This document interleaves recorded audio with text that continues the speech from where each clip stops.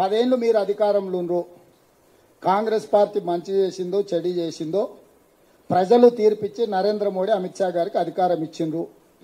వాటన్నిటిని మీరు అమలు చేస్తే అయిపోయిండే కదా. ఇప్పుడు ఈ చర్చ ఎందుకు? 10 సంవత్సరాలు బ్రూటల్ మెజారిటీ వాళ్ళ దగ్గర ఉండే 300 పై సీట్లు వాళ్ళ దగ్గర ఉన్నాయి కదా.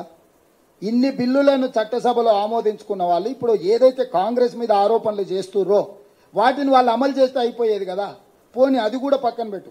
ఈరోజు మీరే 3వ అధికారం వస్తుంది అంటున్నారు కదా. మీరు ఏమేమి అమలు చేస్తారో ప్రజలకు చెప్పండి. ఇప్పుడు ప్రతిపక్షంలో హోదా కూడా లేని మా మీద మీకెందుకు ఆరోపణ? మళ్ళీ కూడా రాదంటున్నారు కదా మీరు. వాళ్ళ లెక్క ప్రకారం కేసీఆర్ నరేంద్ర మోడీ లెక్క ప్రకారం మేము 40 సీట్లు దాటం. అవునా? ఇదే కదా వాళ్ళిద్దరు చెప్తున్నది. 40 సీట్లు దాటనలో మేమైతే అమలు చేయలేము కదా. 400 వచ్చే సీట్లు బీఆర్ఎస్ బీజేపీ 400 సీట్లు వచ్చినప్పుడు ఏమేమి అమలు చేస్తారో ప్రజలకు స్పష్టమైన హామీ ఇవ్వమంటున్నా నేను. మీ విధానాన్ని మీ విధాన పత్రాన్ని ప్రకటించమని అడుగుతున్నాము.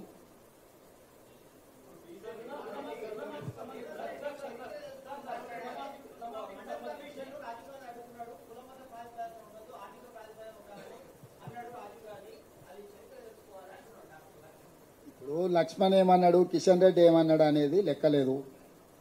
వాళ్ళు ఏంది దొడ్డి దగ్గర కాపలా ఉండేటోళ్ళే తప్ప లోపలికి పోయేటోళ్ళు కాదు. లోపల ఉన్నోళ్ళు ఏం చెప్తున్నారో లెక్కకు తీసుకోండి.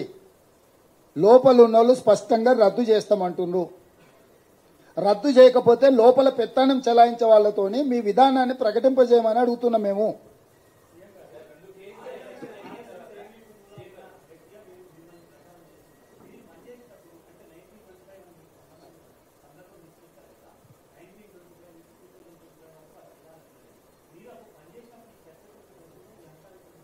వాజ్పేయి గారు కూడా అందులోనే చేసిరు. వారు ప్రధానమంత్రిగా ఉన్నప్పుడు ఇవి అమలు జరిగినాయా?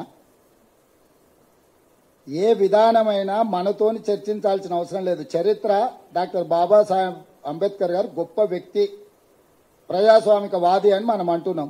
మనం ఆయనతో కలిసి పనిచేసినామని కాదు. ఆయన విధానాలను మనం చూసుకుంటూ వారు మనకు అందించిన ఆదర్శాలను చూసుకుంటూ మనం మాట్లాడుతున్నాము. ఈరోజు ఇది రేవంత్ రెడ్డికి ఎవరితో పరిచయం ఉంది, రేవంత్ రెడ్డితో ఎవరు కలిసి పనిచేసింది అనేది ఇక్కడ చర్చ కాదు. ఆ సంస్థ యొక్క విధానము, ఆ రాజకీయ పార్టీ యొక్క మేనిఫెస్టో. సో ఇక్కడ వ్యక్తుల ప్రస్తావన కాదు. ఇక్కడ సంస్థలు ఏం నిర్ణయం తీసుకుంటే సంస్థల యొక్క విధానం మీద మనం చర్చ చేసుకుంటున్నాము. ఇవాళ ఎక్కడ కూడా నిర్దిష్టమైన ఆరోపణ చేస్తున్నప్పుడు నరేంద్ర మోడీ గారు అమిత్ షా గారు వివరణ ఇవ్వడం లేదు.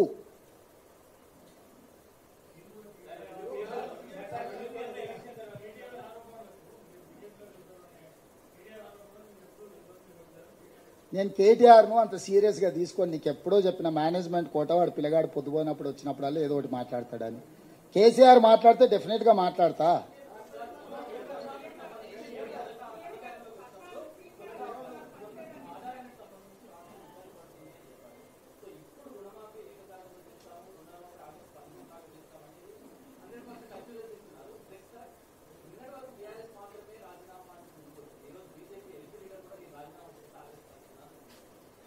నేను అదే అంటున్నా, నాకు సంతోషం.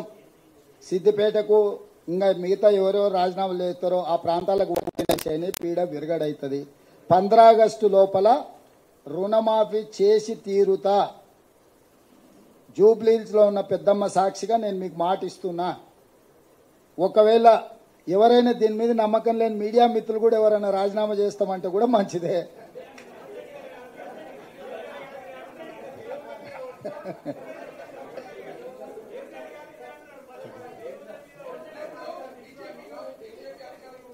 क्या हो रहा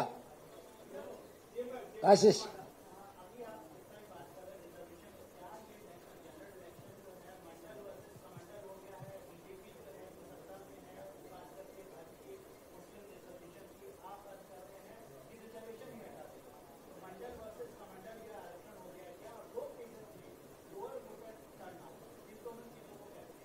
मैं एक बात साफ साफ कहना चाहता हूं, इस देश की प्रधानमंत्री और गृह मंत्री रिजर्वेशन हटाने के लिए बहुत सारे कोशिश कर रहे, साजिश कर रहे, क्योंकि उनके जो मदर ऑर्गेनाइजेशन है राष्ट्रीय स्वयंसेवक संघ